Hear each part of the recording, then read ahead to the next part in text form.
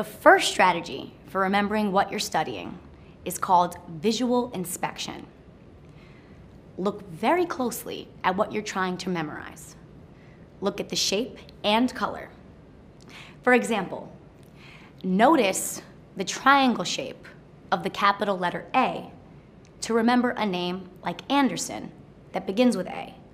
For some people, it's easier to remember the triangle than the new name.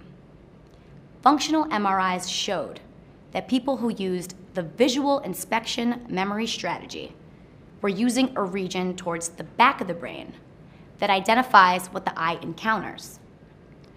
It tells us what we're looking at, and it also stores memories about how objects look. So now we know that you can create new memories about images on purpose.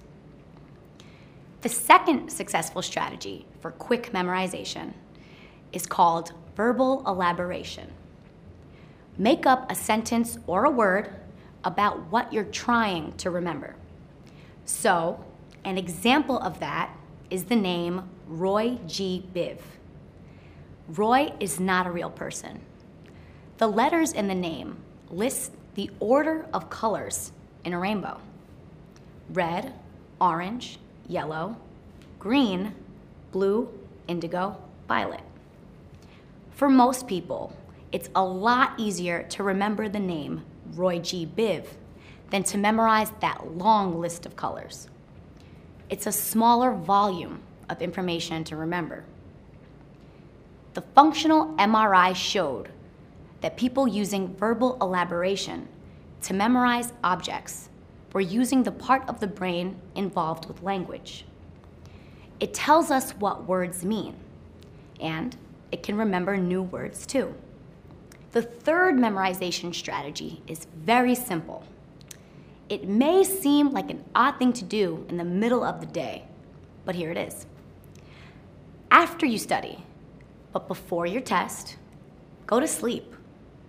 Research has shown that our brains use sleep to deal with the constant stream of new information we get.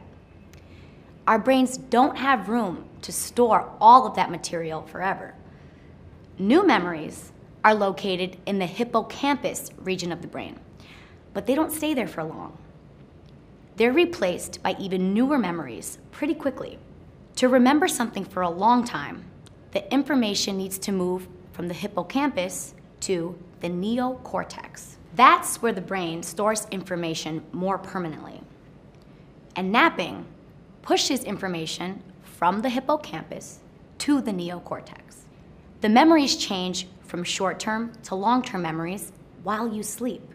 I've talked about 3 methods for memorizing information: visual inspection, verbal elaboration, and taking a nap. Functional MRIs have shown that different parts of the brain are involved in each of these strategies. I hope that one of them, or maybe all 3, will help you prepare for your next test.